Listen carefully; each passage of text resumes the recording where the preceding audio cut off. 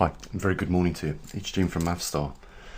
Guys, I understand what's going on, and you do as well, but deliberately trying to distract yourself from all these crises that are happening right now is not the way forward at all. Before we go on, I want to thank those that have been sticking with us. It's hard times for us all, but I do appreciate those few people, as always, that have been here still with the observatory, trying to, in some form of fashion, keep it going. So I've got some bullet points I just want to quickly read out. 13 countries to ban farming in the European Union. Think about that. More laying off of jobs by the tens of thousands. Food inflation increases of some products by 100% and more. Energy prices at an all-time high. Magnetosphere still weakening. Magnetic poles still tracking west. European Union and the United Nations supports war. Global warming.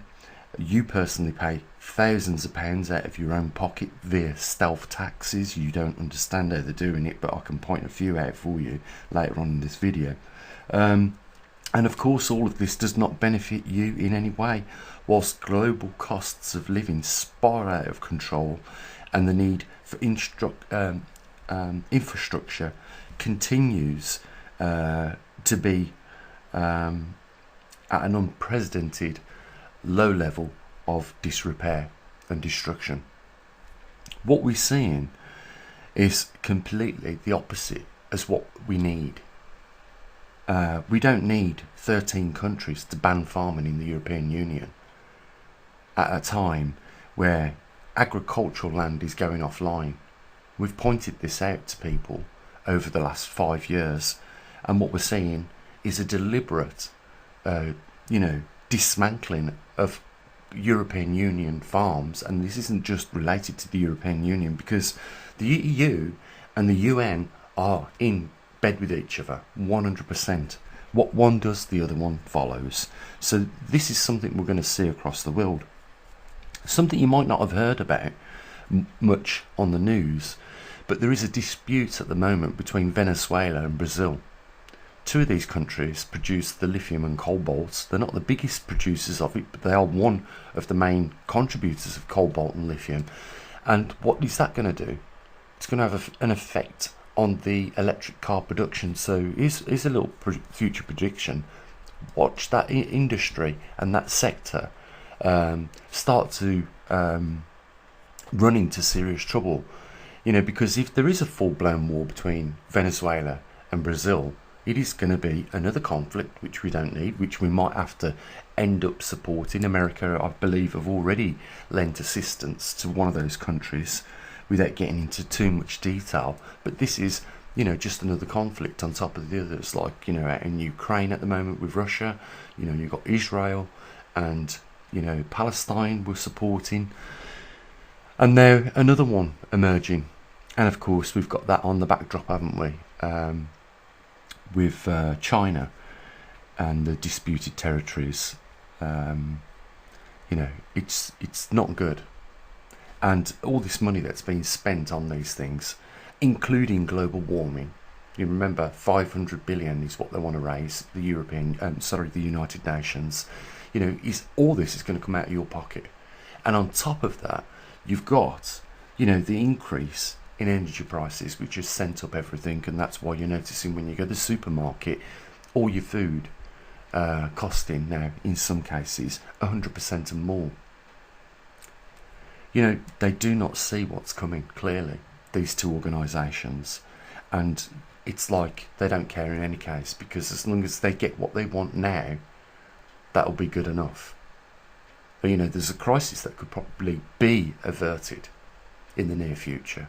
And, there is no effort to being done right now to combat that, or even attempt to stop that crisis happening. What we've seen over the last 6 years almost could be written down in a novel, a science fiction novel. If we didn't know any better, you could, if you used your far-stretched imagination, say we are being invaded and dismantled within. This is like global industrial espionage on a complete new scale, because all these people are interested in, that are making life worse for everybody else, is money. And we've reached a level of complacency where we now accept the fact that there are wars happening that needlessly needed to, but did, to support the industrial military complex and keep that funded. And the cost of life, hundreds of thousands of people that have lost life, is almost an accepted fact now on a daily basis. And I see what's happening. I can use YouTube for certain analysis, and I can see what's happening. People just ain't interested. The mainstream media pump it out that much that you get almost brain fog, and you can't stand to listen to any more. So you go off and find something like how to survive in the wilderness over the winter. Or you watch cooking videos, or other things that are all completely away from the topics. And people have lost the will, to use the democracy, which is dwindling by the hour. Let's face it. But people have lost the will to use their democratic powers and protest about these. And I can see why that's happening as well, because now, if you protest, look what happened to in Canada, and look what Justin Trudeau did to those truckers that were campaigning. He took the money, which is what we see them do on YouTube now. Anyone that talks about these things, they get demonetised. They get shadow banded. And I hear more now than ever people that I've been subscribed to for years saying that they're moving over to Rumble. And, let's face it, do you really think, or do these people really think that by moving over to another platform that they're going to be protected? What happens in general when people move over to Rumble is the YouTube subscribers don't follow them in the same numbers. And it will be only a matter of time before Rumble fall into line with all the other platforms out there. The laws have been laid down, and you've only got to look what's happened to YouTube. And what the ministers have says. If you're going to broadcast in the UK, you're going to follow some policies. Otherwise, we will shut you down. In the pretext that we are protecting the public from you not regulating what is being broadcast by certain individuals. People just don't see what's happening. It wasn't that long ago. 90 years is not long ago. But we was in the 1930s, 1940s watching the Nazis burn the literature that they didn't want people to get their hands on. Now, it's not paper literature. It's digital literature on digital space. Go over to the United Nations. They will you can clearly see the guy running, the director of the United Nations, who runs the whole operation, the head honcho, declaring war on digital space, on people delivering, as they call it, false information. And at the same time, we see the fascism of mainstream and legacy media, attacking people for the benefits of corporations so that they win. There is a battle for information at the moment, ongoing. It's been ongoing for a long time. They're just strengthening it now to the point where you are going to lose information, correct information, freely given information that is based on facts. It simply won't be allowed for you to see because it doesn't fall in line with the policies of global warming. There are still people supergluing themselves to the roads in London because they believe that global warming is causing climate change. And that global warming has been triggered by an increase of human activity over the last 100 years, which has led to more CO2 being put into the atmosphere. Couldn't be any further away from the truth. And you know, the last video I did, I was trying to show you how they are scamming you on the energy. And I know that you know that when energy went up, all other products that were manufactured using some form of energy, and there isn't many that isn't, had doubled and tripled in prices, going over 100% increase in some circumstances. It was down to that simple fact. Now, governments could have done something about this. You know, fossil fuel burning is not the worst thing that human beings can do. And right now, it is the best thing. You know, if we look at some states, as a friend of mine pointed out in a recent email, if we look at some states in America that have gone completely green, you know, they're suffering power cuts all the time because they realise that when the demand for electricity and gas is most needed, it's never there because of the reliance on renewable energy. So they have to borrow it from states. Now this is going to make you laugh. They're borrowing it from states that are producing that energy via burning the fossil fuels. Now, there's the hypocrisy in which all this unfolds around. You know, can you not see it? There is no jobs being created, and the reason for that is because governments aren't interested in investment in seed companies. The investment is clearly not there. So we're ending up with these companies at the top being the biggest and being, you know, growing even more bigger. And the thing is with this is that, you know, if you do not bring new companies into the market and they grow naturally through innovation, then what will happen is that we will end up with a scenario of a bucket filled with water with lots of holes. And as we've seen, you know, as these jobs are going by the tens of thousands, that water is decreasing in that bucket. And eventually, you know what will happen. The water will run out the bucket.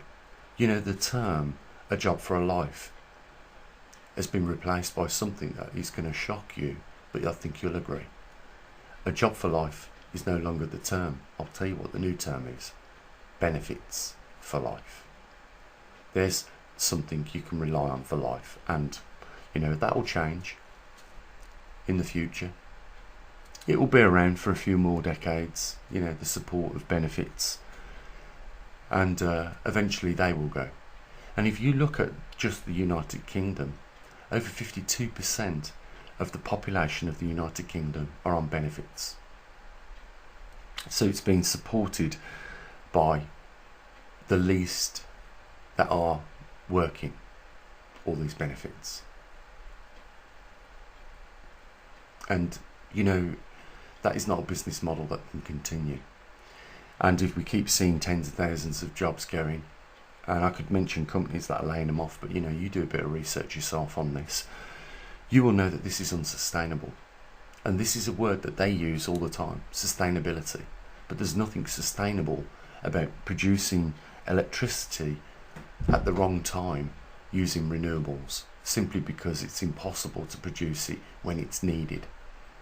And there's no facilities to store it when we can produce it, and the only way they can make themselves look good at the moment is by the demand decrease that they've not told everybody about and admitted. Because when you decrease the demand, let me show you a chart, let me just go over this one more time. You need to see this to understand it. It's all based on this lie that CO2 is responsible for driving the climate higher, and in turn, you know, producing climate effects which are undesirable. And we can see that, you know, that little sliver of red on the blue pie chart on the left is the amount of CO2 in our atmosphere, and the pie chart on the right is the whole of that 0.04%. And then we have a look at the bit of that 0.04% of the CO2 that is in the atmosphere, and we see that little sliver of yellow there, and that's the amount that man puts into the atmosphere. So 99.9% of all CO2 is naturally occurring, not man-made. And in any case, going back to the blue pie chart, what effect would 0.04% of anything in the atmosphere have on, climate? Wouldn't have any. But that's not what they're relying on. They're relying on the fact that you don't know this. And as a pretext of that, they are,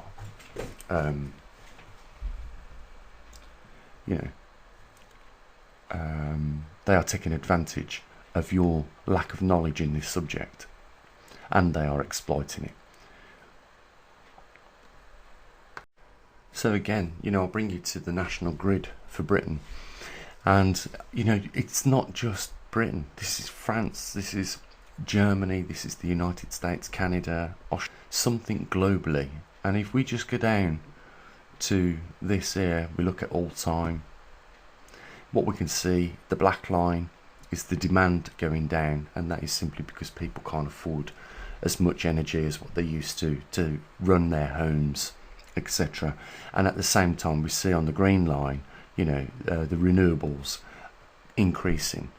Well, if you reduce demand and you've still got a lousy output of renewables, then obviously the renewables are going to look better because demand's gone down. What they're not saying is the demand has gone down because of the cost of energy, nothing else. Yeah, it looks great when you see this fossil fuel burning going down. Well, it will do, won't it, if demand goes down. Again, they're not telling you this. And there's the truth of it. And what is this all based on? I'll show you. I absolutely think this is worth bringing it to your attention, that the Arctic sea ice extent, the coverage of ice over the northern hemisphere in the Arctic Circle, has increased over the last 11 years, adding 1.8 million square kilometres of extra ice.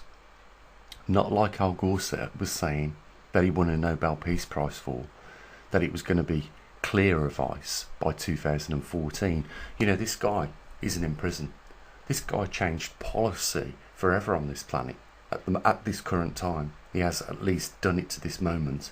And yet, we have sea ice. Children still see snow falling. This was another prediction he would make. And that the polar bears would become extinct. They're not. All these things are still in place. This guy made millions and millions of pounds. Governments around the world made millions and millions of pounds on the pretext of all this happening by 2015. We're here in 2023, 7 years on from that predictive point where we wouldn't have any ice, we wouldn't have any polar bears, kids would never see snow falling, and we have an increase over the last 11 years of Arctic ice. It's like I said, everything they say is the opposite. I also want to just, on the back of the CO2, just show you something else. Now I've showed you, if Arctic sea ice is extending over the last 11 years, things must be not getting warmer like they say. They must be getting cooler, mustn't they? And we've recorded at this observatory with our own atmospheric CO2 detectors, CO2 falling over the last 12 months. These things are not being mentioned in mainstream media. You ask yourselves why. It's because we live in a fascist state now, and this is what they pump out. Their propaganda, their version of the lies. Let me show you something, because I think it puts it into context. What the European Union and the United Nations say is that when CO2 increases, temperature increases. We can see that the cart is not led by the horse in this chart. We clearly see temperature rises first and CO2 follows. What does that say? It says that CO2 is not driving the temperatures of our planet. The temperatures of our planet is driving carbon. And I just want to end on this note. I showed you over the last 11 years an increase in Arctic ice by 1.8 million square kilometres. A good chunk of Europe. That covers most of Europe, by the way. It's a big, vast expanse of land. So if it's not getting warmer, it's getting colder, we're adding ice to the Arctic Circle, then we should be seeing a drop in CO2. shouldn't we, according to this chart? And of course, they don't use the 100,000 year cycles, naturally occurring cycles that do change the levels of CO2 on our planet through the fact that we change our orbit around our sun from a spherical orbit to an elliptical orbit. It's called the Milankovitch cycle. NASA are aware of it. They've even put it in the subject of climate change. Yet, again, mainstream media won't talk about this, because anything that would give you a hint of the reality of what is driving climate on our planet, they don't want you to know. They want to keep you away from the truth. Because if you start to work out things for yourself, then they've got no control over the fact that they can say to you, or they can't turn around and say, we need you to fight climate change and reduce carbon, and we need your money. It's just an excuse to take your money, just like everything else. The fact is, the science doesn't fit what they say. And you've got to use, common sense. If the science doesn't support what they're saying, then they must be saying something that's not true. And of course, most of us, at least I hope, are starting to wake up to this. And the more channels like mine break these things down for you, so you can see the truth and see the lies that they're telling us, so that you're informed, the better. Because right now they are winning, and they're winning by corruption. They are shutting down channels, demonetising us because we are talking about these. And you only have to ask, why would they shut down or demonetise a channel that is talking about climate on the grand scheme of things? Where does that fall in, the category of some form of terrorism which they should be interested in, which clearly they're not? They're supporting.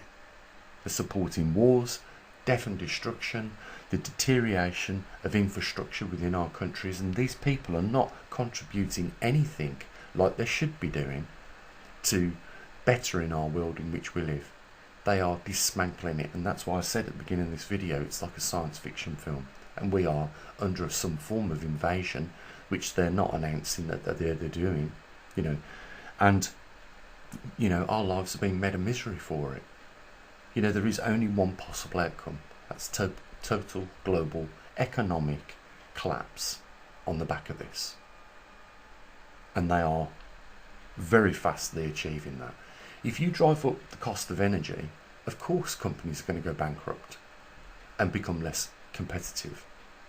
If you drive up the energy costs and people haven't got jobs, you're going to force that poverty down on them to a crisis level, because they can't afford to have even the amenities of which a slave would be classed as being allowed.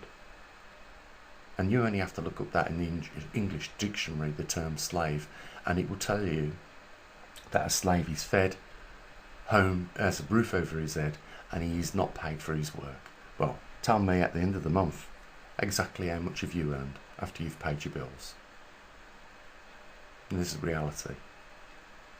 And something, needs to be done. We cannot be complacent about these things. We cannot, first of all, be complacent about accepting lies when the facts and the science doesn't support these lies. Why won't they talk about the Milankovitch cycle? Why won't they talk about that climate drives CO2, not the other way around? CO2 does not drive the temperature of our planets. Why won't they talk about these things? Why won't they talk about the fact that Arctic sea ice is extending, not retracting? Why won't they tell you that if we do not do something about creating more jobs, then the bucket of water is going to run dry? And if no one's got jobs, no one's got money to participate in a monetary system, and therefore it collapses. This world seems to me like it's under controlled demolition right now. And they're supporting it by coming along, demonetising people that are talking about the truth and presenting some form of facts. You should support us here at the Observatory, and there is a link down there in the description. Seriously think about it. Running the red now for the second month in concession here at this Observatory with levels of funding. We're trying our best to stay in the game, keep you informed, and there's a link down there in the description. You should be using it, because you ain't going to get, once all the channels like ours have gone, you won't get your information anywhere else. That's as simple as that. You will have no opportunity other than to accept what they say. That is the point at which they win and you lose. I'll say what I usually do. As always, guys, bye for now.